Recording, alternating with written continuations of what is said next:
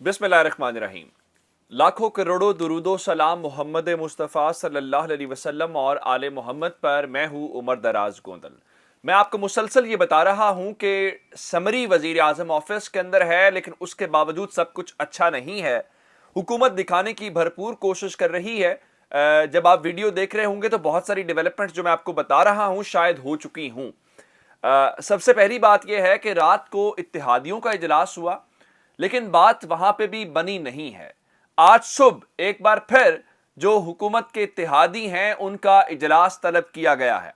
यानी वजीर आजम ने रात को उनको कहा, मैं ये चाहता हूं कि आज चूंकि हम आर्मी चीफ का ऐलान करना चाहते हैं तो काबीना का इजलास जिसका टाइम 9 बजे रखा गया, उससे पहले आप एक बार फिर हमसे मिलें तो ये दोनों सिलसिले एक साथ हो। यानी आप ये समझें कि 24 भी नहीं 12 घंटों से भी कम वक्त के अंदर हुकूमती इत्तेहादियों की 2 नशिस्तें, और हुकूमती इत्तेहादियों से मुराद यह है कि तमाम सरबराहान, जैसे रात को जरदारी साहब थे, फजलुर रहमान थे और उसके बाद चौधरी शुजात हुसैन थे। हत्ता कि रात को तो जरदारी साहब शुजात हुसैन साहब को साथ लेके आए, उसके बाद भी बात नहीं बनी। उसके बाद अगली बात सुनिए, हुकूमत का प्रोग्राम जो है वो आर्मी एक्ट के अंदर कुछ तब्दीलियां हैं। आर्मी एक्ट से मुराद वो तो पार्लियामेंट के अंदर होगा, उसके कुछ रूल्स के अंदर, इसलिए वो काबीना से मंजूरी ली जाएगी। और एक निकाती एजेंडा है काबीना का, और एजेंडा क्या है जनाब, ये कि आर्मी चीफ की अपॉइंटमेंट।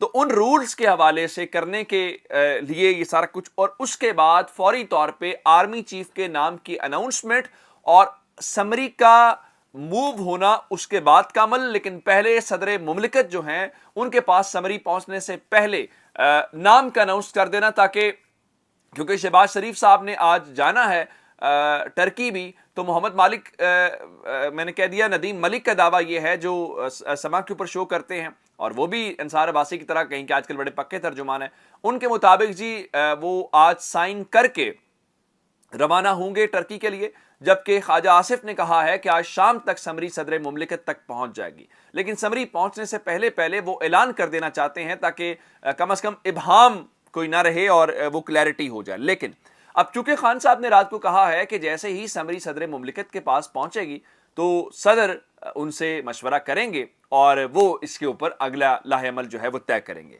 लेकिन अब हुकूमत को परेशानी तो है, और इसीलिए ये मुलाकातें, ये इजलास, ये सारा कुछ हो रहा है। तो इस हवाले से इसहाक डार का रात को एक इंटरव्यू करवाया गया, और वो इंटरव्यू जावेद चौधरी के प्रोग्राम के साथ। अब दोनों चीज़ें हैं, जावेद चौधरी को भी आप जानते हैं, और इसहाक डार नवाज शरीफ के बंदे खास हैं, उनकी फैमिली के और समधी हैं, ताल्लुकात हैं, रिश्तेदारी है। तो उन्होंने कहा जी अगर सदर रुकावट डालेंगे तो हमारे पास प्लान बी मौजूद है। उनसे सवाल ये हुआ कि ये बताइए कि जनाब 27 नवंबर को रिटायरमेंट होनी है, तो क्या तब तक? उनका जी 27 नवंबर की जो रिटायरमेंट है उसका हल भी हमारे पास मौजूद है। और साथ ही उन्होंने कहा कि 28 तक दोनों तकर्रियां, यानी chairman joint chiefs of staff committee और आर्मी चीफ दोनों हो जाएंगी। लेकिन जरूरी नहीं है कि दोनों तकर्रियां एक दिन ही हों। लेकिन एक बात उन्होंने की कि हम 27 तारीख तक chairman joint chiefs of staff committee की जो अपॉइंटमेंट है वो हर सूरत कर देंगे। अब ये जो अपॉइंटमेंट होनी है, इस अपॉइंटमेंट को लेके मोहसिन दावड़ ने एक तजवीज़ दी है। उम्मीद है ये फौज को भी अच्छी लगेगी और जनरल बाजवा को तो बिलखुसूस अच्छी लगेगी, क्योंकि मोहसिन दावड़ और अली वजीर के हवाले से उनका खास वो है, आप जानते हैं।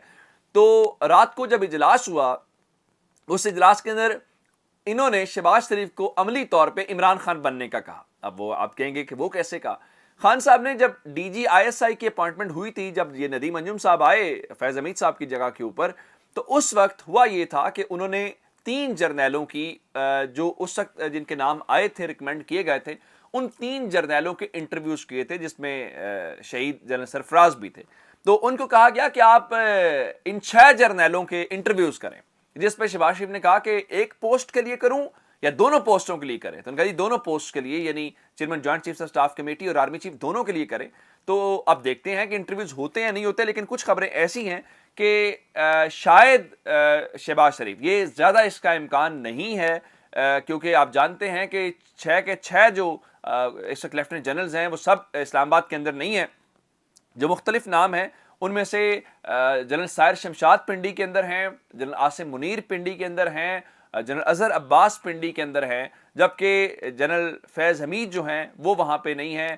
جنرل نعمان بھی آپ کو اسلام آباد کے اندر مل جائیں گے۔ 2 جرنیل جو ہیں وہ اسلام آباد سے باہر ہیں، جس میں جنرل عامر ہیں وہ گجرانوالہ کور کے اندر ہیں، اور جنرل فیض حمید جو ہیں وہ بھاولپور کے اندر۔ باقی 4 جرنیل اسلام آباد پنڈی کے اندر ہیں۔ تو اطلاعات یہ ہیں کہ شہباز شریف شاید ان 6 جرنیلوں کے ساتھ ملاقات بھی کریں، لیکن ایک بات ضرور ہے، اور وہ آپ تعیناتی کے درمیان چونکہ یہ سارا کچھ ہو رہا ہے، تو خبر یہ ہے کہ رات کی ملاقاتیں جو کچھ ہوا، اور ان ملاقاتوں کے اندر کہا تو یہ گیا کہ جناب ہم نے وزیر اعظم کو اختیار دے دیا، تو وزیر اعظم صاحب آپ جو کرنا چاہتے ہیں آپ کریں، ہم آپ کے ساتھ ہیں، لیکن ایسا ہے نہیں ہے۔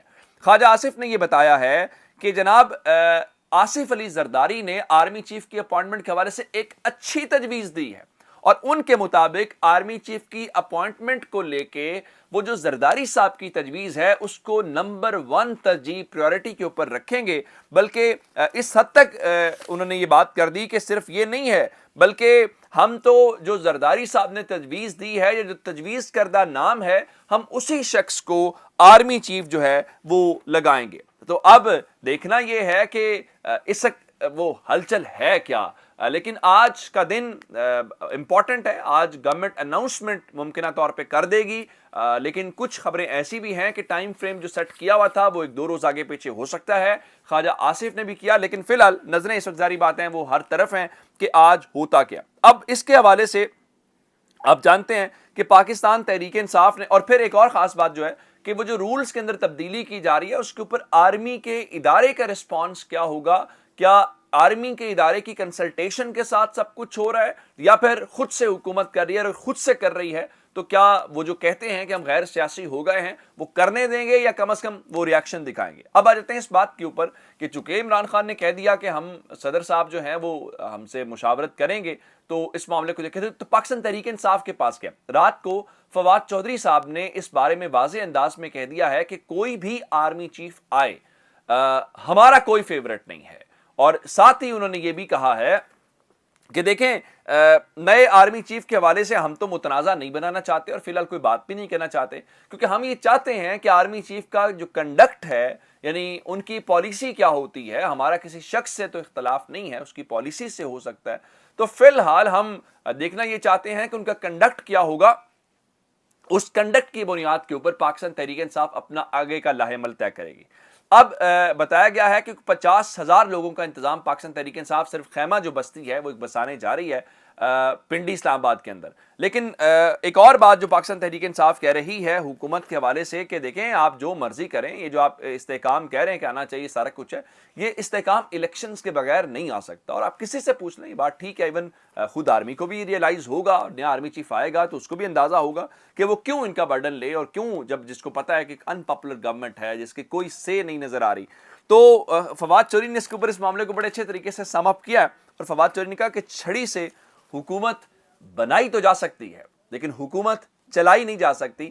یہ بڑا معنی خیز فکرہ ہے۔ لیکن اب آ جاتے ہیں اس بات کے اوپر، چونکہ میں نے آپ کو بتایا کہ لانگ مارچ کا آغاز جو ہے وہ ہونے والا ہے۔ آج جو تاریخ ہے وہ آپ جانتے ہیں کہ 24 تاریخ ہو گئی ہے، اور صرف کل کا دن ہے، اور پرسوں پاکستان تحریک انصاف نے پنڈی کی کال دی ہوئی ہے۔ پاکستان تحریک انصاف تو پنڈی پہنچے گی، لیکن آج خبریں یہ ہیں کہ آج شام سے مختلف جو راستے ہیں، فیض آباد ہو یا دیگر جو راستے ہیں، وہاں پہ اسلام آباد کی انتظامیہ وفاقی دارالحکومت کو بند کرنے کا پورا پلان ہے، کنٹینرز لگا کے۔ کہا تو یہی جائے گا کہ سیکیورٹی پرپس کے لیے یا اس بنیاد کے اوپر، لیکن ظاہری بات ہے یہ حکومت کی ایک بڑی ناکامی ہوگی۔ تو اس سلسلے میں آج سے آپ یہ سمجھیں کہ عمران خان نے تو پرسوں سے آنا ہے، لیکن حکومت ظاہری بات ہے آج سے اسلام آباد کو کلوز کرنے کی طرف جا رہی ہے۔ اب تک کی اپڈیٹس تھی، اپنا بہت سارا خیال رکھیے گا، خدا حافظ۔